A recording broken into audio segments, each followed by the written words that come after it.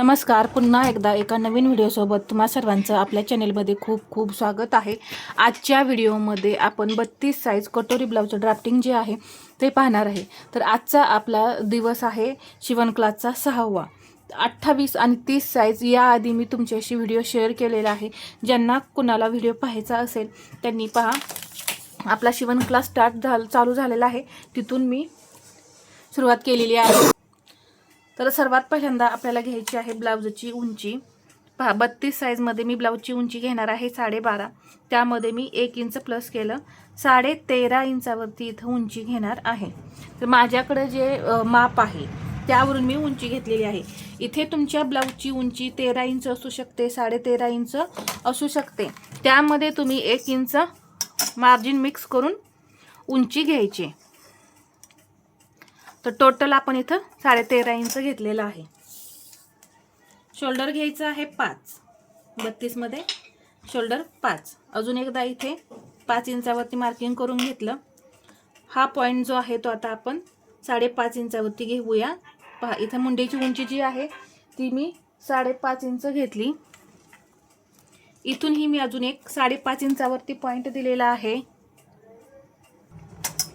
इथे एक आपण आता आडवी लाईन ओढून घेऊ। पहा, या पद्धतीने या लाईनवर आपल्याला छातीचा चौथा भाग टाकायचा आहे। 32 चा चौथा भाग येतो 8 आणि याच्या पुढे हे 1.5 इंच मार्जिन। इथे कंबर आहे आपली 26, त्याचा चौथा भाग होतो 6.5 आणि त्यामध्ये 1 इंच आपण टक्ससाठी घेत आहोत, 7.5 इंच आणि पुढे हे 1.5 इंच मार्जिन।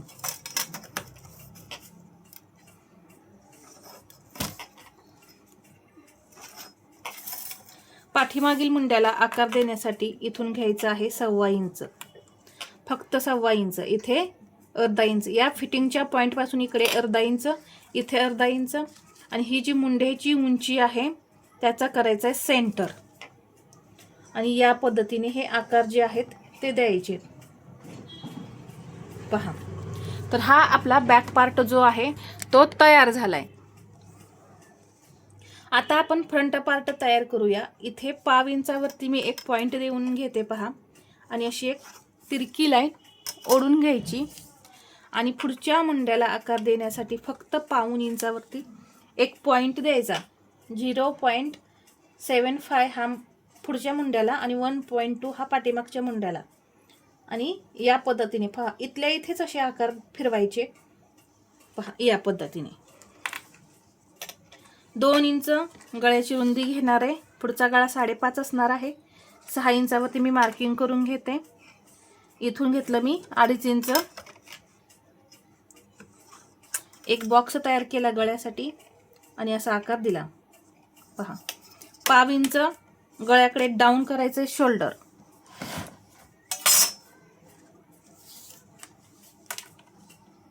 क्रॉसपट्टीसाठी मी 2.5 इंच मार्किंग करून घेते। दोन्ही साईडला 2.5 इंच घ्यायचंय। पहा, एक सरळ लाईन ओढून घ्यायची। इथून क्रॉसपट्टीला आकार देण्यासाठी 1.5 इंच घ्यायचं आणि या पद्धतीने क्रॉसपट्टीला आकार द्यायचा आहे। इथे मी 5 इंच कटोरी घेणार आहे।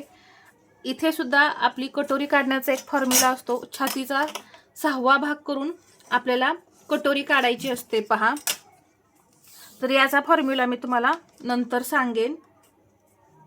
इथे 1 इंच गळ्याच्या इथे वरती घेतलं, एक तिरकी लाईन अशी ओढून घ्यायची आणि पहा, या पद्धतीने गळ्याला आकार द्यायचे।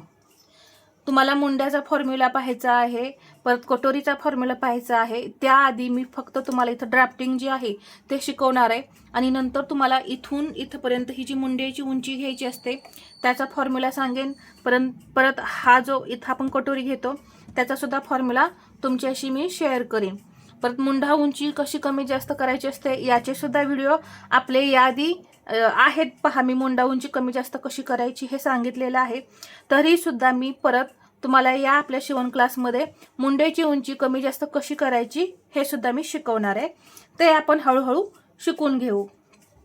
आता हे पूर्ण ड्राफ्टिंग झाल्यानंतर आपण कटिंग करतो। तर ही क्रॉसपट्टी जी आहे ती आपल्याला अर्धा इंचाने कपड्यावरती वाढवायची आहे खालून। पहा, हे आपल्याला मार्जिन शिवण्यासाठी लागतं, म्हणून अर्धा इंच मार्जिन वाढवून तुम्ही क्रॉसपट्टी फक्त वाढवायचे. हा पार्ट अजिबात वाढवायचा नाही कुठेही. आणि ही मूळ कटोरी जी आहे ती कशी वाढवायची हे आता आपण पाहूया.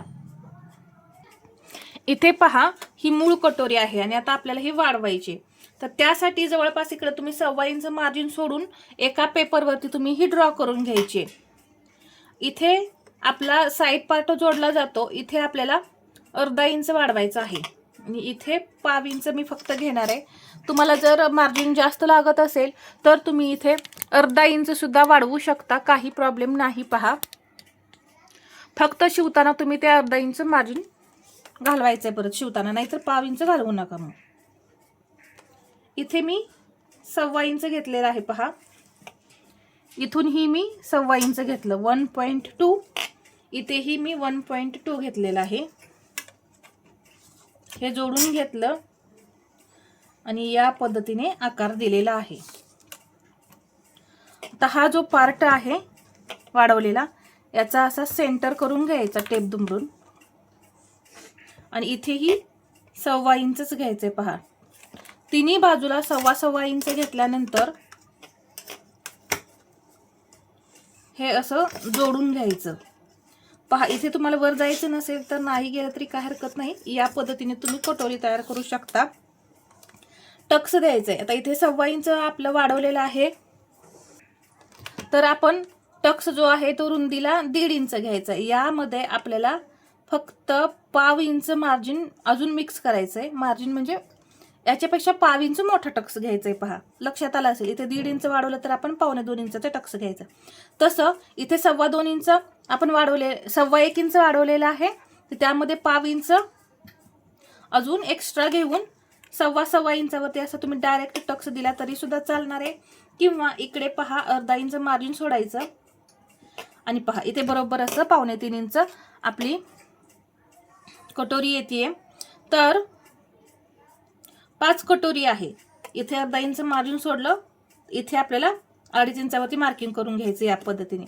तर टक्स किती येतोय? 1.25 आणि वरती 1 पॉइंट येतोय. तर टोटल आपल्याला 1.5 इंच टक्स हवा आहे. पहा, या पद्धतीने. आणि इकडून सुद्धा असं 1.5 इंचावरती मार्किंग करायचं. आपल्याला किती हवा आहे रुंदीला? 1.5. तर 2.5 इंच. पहा, इथे आलं असं. बरोबर आपलं कटोरी जी आहे ती 5 इंचाची तयार होते 1.5 इंच टक्स घेतल्यानंतर. इथे हे 2.5, इथे हे 2.5 आणि हे अर्धा इंच मार्जिन. पहा, आणि इथून हा 1.5 इंचाचा टक्स आणि इथून हा 1.5 इंचाचा टक्स आणि उंचीला घ्यायचा आहे 2.5 इंच. या पद्धतीने हा टक्स आपला तयार झाला. बाही कटिंग नेक्स्ट व्हिडिओमध्ये मी सांगेन. प्रत्येक चेस्टचं मी तुम्हाला बाही कटिंग दाखवणार आहे, वेगवेगळ्या व्हिडिओमध्ये दाखवणार आहे. एकाच व्हिडिओमध्ये जर बाही कटिंग आणि पूर्ण ड्राफ्टिंग दाखवत बसलं तर व्हिडिओ खूप मोठा होतो आणि मग तुम्ही तो पूर्ण व्हिडिओ पाहत नाही. यासाठी मी बाही कटिंग आहे ते सेपरेट दाखवत असते. तर या आजच्या व्हिडिओमध्ये तुम्हाला जर काही प्रॉब्लेम वाटत असेल तर तुम्ही मला कमेंटमध्ये सांगायचं आहे. आणि व्हिडिओ आवडला असेल तर लाईक करा, शेअर करा आणि असेच नवनवीन व्हिडिओ पाहण्यासाठी आपल्या चॅनलला सबस्क्राईब करायला विसरू नका. धन्यवाद.